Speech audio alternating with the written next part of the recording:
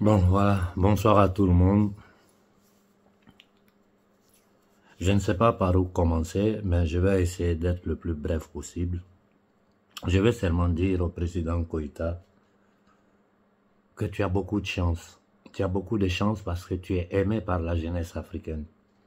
Moi, depuis ce matin, j'ai reçu des centaines de messages. Mon téléphone ne fait que sonner, je ne réponds même pas au téléphone. Et toute la jeunesse africaine, des quatre coins de l'Afrique, sont en train de me dire « Doyen, c'est pas Koïta, c'est les gens à côté de lui. » Toute l'Afrique est en train de te défendre. Si toute cette jeunesse africaine-là est en train de te défendre, ça veut dire qu'en toi, ils lisent une énergie qui leur donne de la confiance. Moi, tout ce que je vais te dire, il faut redresser la barre. Parce que si c'est pas bon là, c'est toi, tout le monde regarde. C'est pas ce qu'il y a autour de toi, le contour là, les batraciens qui sont autour de toi. C'est pas eux, les gens regardent. Toute l'Afrique regarde toi. Tout le monde dit le colonel Koïta. Nous avons pris la parole. Moi, j'étais très énervé.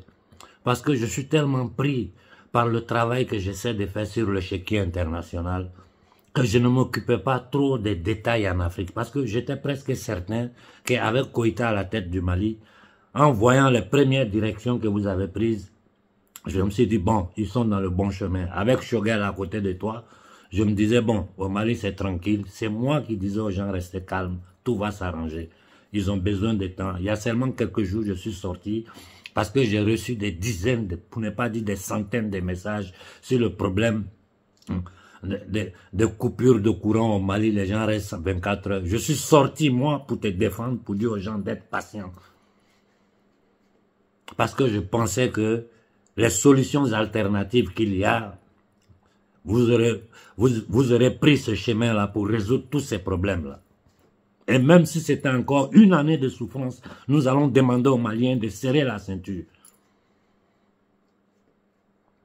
Cette histoire des banques mondiales, de Fonds monétaire international, nous ne pouvons pas l'accepter. Ce sont eux qui nous ont mis dans les conditions où nous sommes. On ne va pas rentrer dans les détails, tout le monde sait la vérité. Ce que j'ai dit, en Afrique comme en Occident, tout le monde sait à quoi servent ces institutions de Bretton Woods. C'est des jeunes comme toi, c'est la jeunesse africaine qui te fait confiance. Et le message qui m'est arrivé, tout le monde doit, il faut parler au colonel Koïta. Il n'a qu'à nettoyer autour de lui. Il faut nettoyer le Mali. Il y a trop de petites informations qui nous arrivent, mais dont je n'ai jamais voulu parler en public. Parce que je me dis, en temps de guerre, il faut se souder et rester les uns unis aux autres. Et je ne dirai pas le contenu de la discussion que j'ai eue aujourd'hui.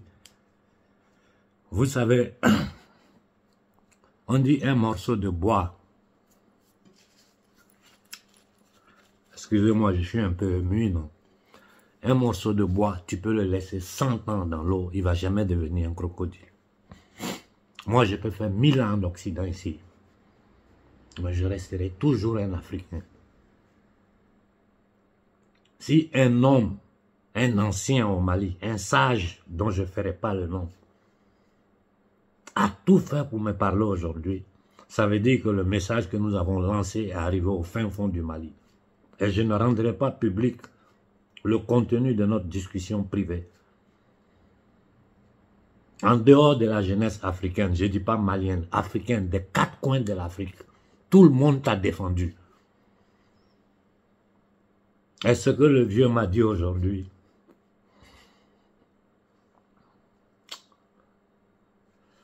ouais, il y a des sages en Afrique. Il faut redresser la barre, Koïta. C'est toi, tout le monde regarde. Il faut redresser la barre.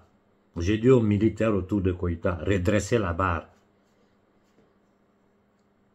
Et tous les va-nu-pieds, tous les batraciens qui sont autour du pouvoir malien, qui ont l'inconscience, qui ne sont pas conscients du combat que nous sommes en train de mener là. Sachez que nous allons vous traquer tous un à un. Un à un. Ce que vous avez fait là, ce que vous avez fait faire à Koïta, mettre le Mali dans la main de ces usuriers là, vous allez payer ça. Vous allez le payer. Vous n'avez pas honte. Vous n'avez pas honte. Et ce que Koïta a, Sankara l'a pas eu. Si Sankara avait eu un peuple derrière lui comme ça, là, si Sankara avait eu le soutien, je ne dis pas du Burkina, mais de toute l'Afrique, comme toi, Koïta, tu as aujourd'hui, il n'aurait pas pu assassiner Sankara. Parce que tous ceux qui sont autour de toi, ils savent que tant que tu auras le soutien de l'Afrique, personne n'osera te toucher. Parce que c'est qui que ce soit tente de faire quoi que ce soit contre ta personne, il sait que lui, sa famille, son village, ce qu'ils vont subir du peuple africain, là, ils le savent. Ils ne sont pas bêtes, hein. Ils ne sont pas bêtes. Ce sont des vautours, des indignes, mais ils ne sont pas idiots. Donc, moi, je te parle par la voix de la jeunesse africaine. Au moment où je te parle, là, les messages continuent d'arriver sur mon téléphone. Tout le monde me dit, il faut parler à Koïta, il faut parler à Koïta, il faut parler. Ce n'est pas Koïta. Tout le monde est en train de dire que ce n'est pas toi. Il faut faire du nettoyage au Mali. Dans une révolution, on ne peut pas la faire avec des vautours autour de soi, des indignes, des inconscients. C'est pas possible. C'est pas possible. Et on ne peut pas enclencher le développement d'un pays comme le Mali, et surtout des pays de l'AES, de l'Afrique en général, en peu de temps. Voilà pourquoi nous avons insisté dans le passé pour dire on ne parle pas d'élection au Mali, on ne parle pas d'élection dans l'AES. Je t'en prie, fais ton devoir. Nous sommes tous derrière toi. Nettoie le Mali. Et comme les gens du FMI de la Banque mondiale, ils nous écoutent là. Sachez que ce crédit-là, nous, on ne reconnaît pas ce crédit. On ne va pas le payer. Vous voulez faire quoi? Vous voulez continuer le massacre de l'homme noir comme vous le faites depuis 600 ans? Continuez. Vous voulez transformer le Mali en un camp de guerre simplement parce que le peuple malien demande son autodétermination, parce que le peuple malien réclame sa dignité, parce que le peuple malien veut reprendre le travail que Modibo Keïta avait commencé, que Sankara avait commencé, que Lumumba avait commencé, que Sylvanus avait commencé. Aujourd'hui, là, vous, les marchands de la monnaie et de la dette, vous êtes exposés. Tout le monde sait qui vous êtes. Vos bureaux qui sont en Afrique, là, essayez encore de faire pression sur le gouvernement malien à travers les indignes que nous avons au Mali, au Burkina, au Niger. Vous allez voir les ordres que nous allons donner à la jeunesse. Koïta, fais ton travail. Moi, je ne suis là que pour la jeunesse. Quand la jeunesse me dit c'est comme ça, c'est ce chemin-là je suis. Fais ton travail. Débarrasse-nous de ces vautours de la Banque mondiale et du Fonds monétaire international. Ce n'est pas un travail aussi difficile. Tu peux le faire. Et je n'ai jamais voulu me mêler de certaines choses. Même si je ne fais pas de nom, des leaders panafricains m'avaient contacté pour intervenir. Je crois que comme nous l'avons fait au Burkina, il y a le jeune frère, comment il s'appelle, son nom m'échappe, Simo, je crois. La jeunesse burkinabé, les jeunes leaders burkinabés m'ont contacté en privé pour me dire qu'on arrive, il faut parler au capitaine Ibé. Tous ensemble, nous avons demandé au capitaine de libérer le jeune, je crois qu'il a été libéré. Et je te dis, beaucoup de leaders panafricains ont parlé avec moi en privé dans le problème de Ben le cerveau pour me dire qu'on n'arrête pas le gouvernement malien. J'ai jamais voulu le faire.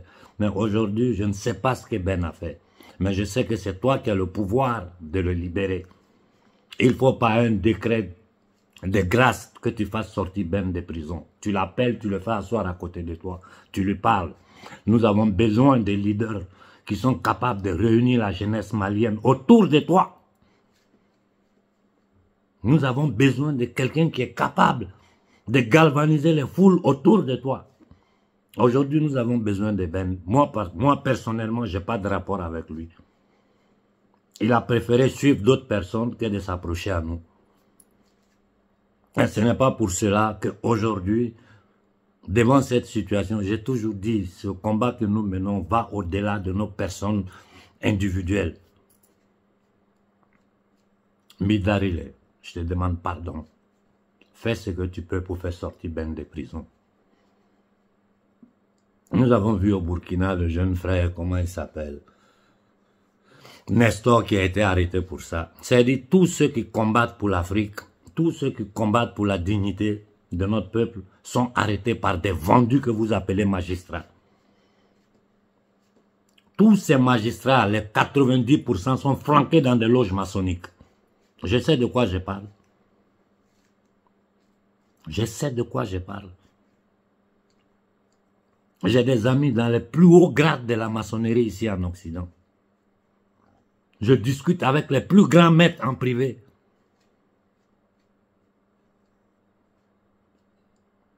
Nous te demandons pardon, Koïta. C'est toi qui as ce pouvoir-là. Il faut libérer Ben.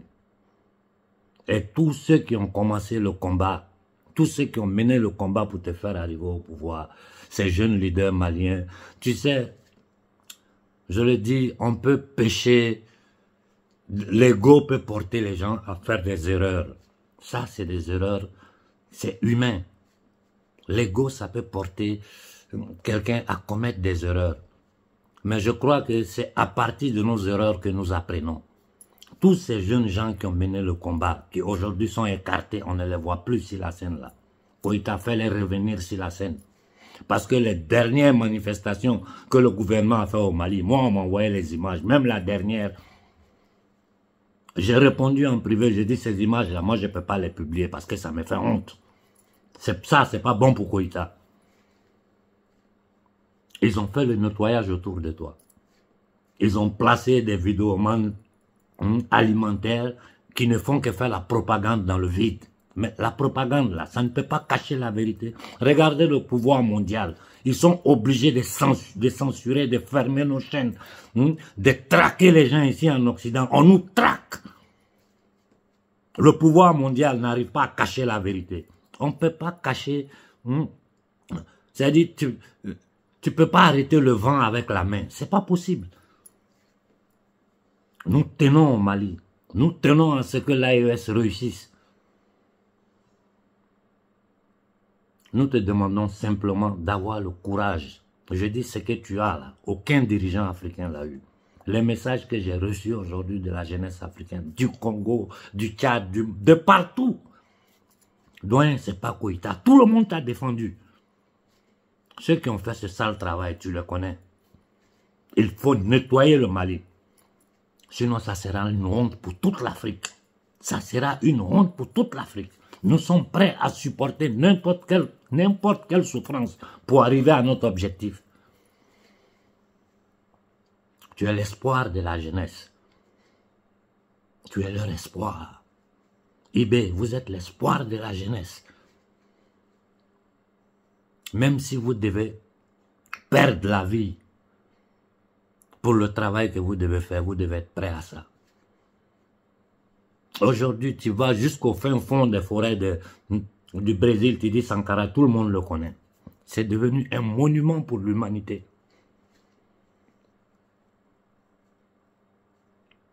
Je te parle le cœur en main, il faut redresser la barre, parce que c'est toi, tout le monde regarde. Choguel, redressez la barre. J'ai dit aux militaires, ce que vous devez nettoyer, nettoyez. À tous les 5 militaires, sans exception. Moi, je ne vous connais pas personnellement. Mais je pense que si vous êtes allés ensemble pour faire ce que vous avez fait pour la dignité du Mali, vous devez continuer dans ce sens-là. Vous avez le soutien de toute l'Afrique. Et je dirais même de la société civile, de la résistance européenne. Je dirais même de la résistance européenne. Parce que je discute avec les Français.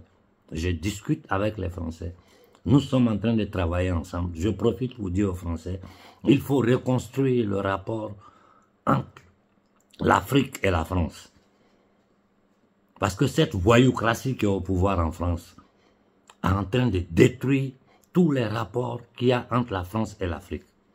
Il faut nettoyer la France afin de pouvoir construire de nouveaux rapports entre la France et les Africains. Nous sommes à vos côtés. Nous discutons en privé. Il faut que nous trouvions les solutions ici en Occident pour nous débarrasser de ces démons, de ces satanistes, des marchands de la monnaie et de la dette. Je ne dis pas que j'ai une solution, mais je dis de réfléchir tous ensemble. On m'a envoyé aujourd'hui la vidéo d'un jeune Français qui m'a beaucoup aimé, qui disait ça suffit avec les analyses, ça suffit avec le parler entre nous. Il est temps de passer à l'action avant que ces gens-là ne détruisent la France.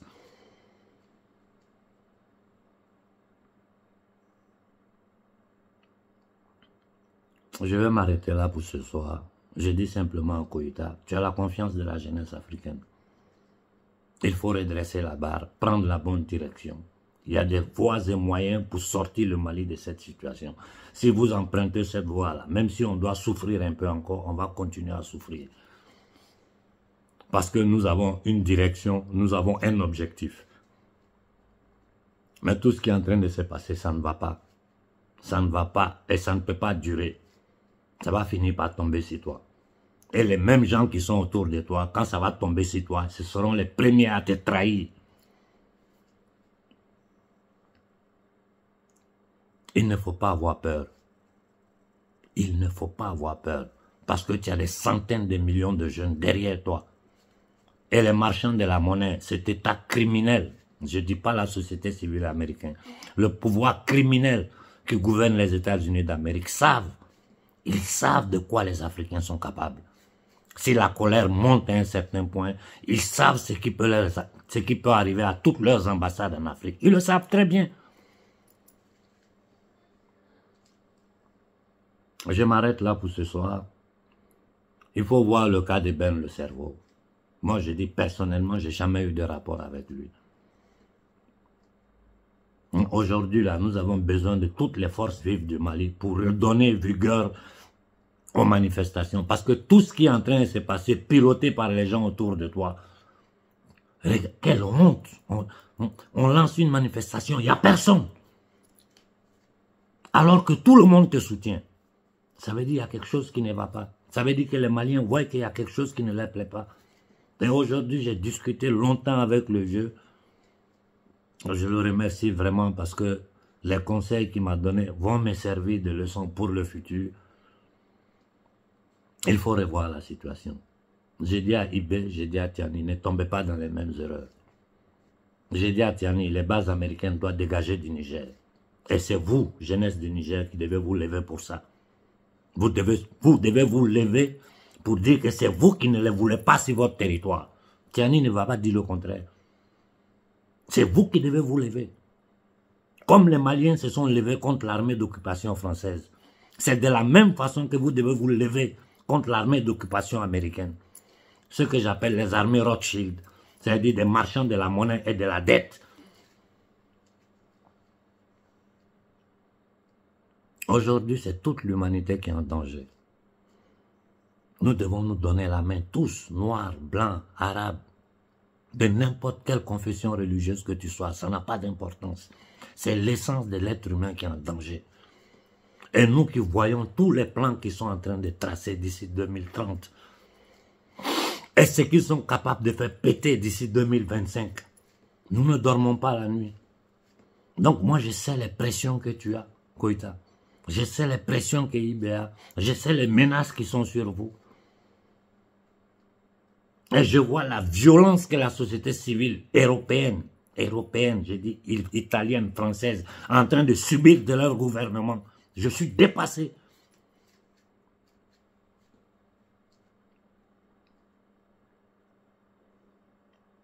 Je vais m'arrêter là pour ce soir. Je voulais simplement dire à Koïta que tu as la confiance de la jeunesse africaine. Les gens t'aiment vraiment.